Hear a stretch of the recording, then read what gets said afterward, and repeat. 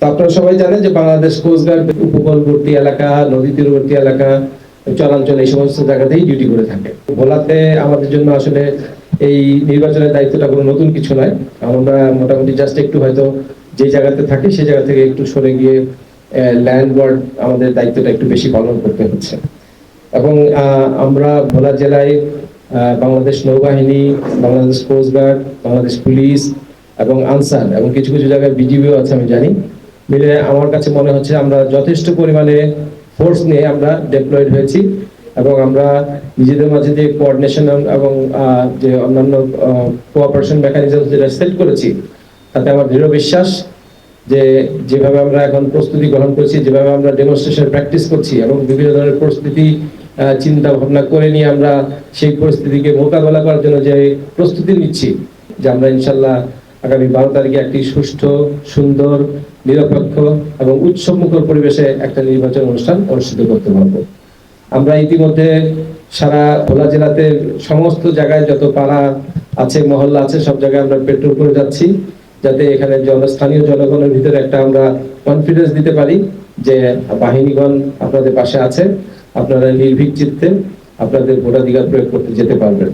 এবং যদি কারো কোনো ধরনের দুষ্কৃতিকারী বা গোলযোগ সৃষ্টির জন্য কোনো ধরনের কোনো লোক এখানে থেকেও থাকে, তো এটাও আমরা বের করে নিয়ে আসার চেষ্টা করছি, যাতে তারা কোনোভাবেই কোনো ধরনের গোলযোগ বা ভোটকে নষ্ট করার জন্য কোনো কার্যক্রম গ্রহণ করতে না পারে। তাছাড়াও এবারের ভোটে আমরা স্পেশালি বেশ কিছু প্রযুক্তির ব্যবহার করতে যাচ্ছি।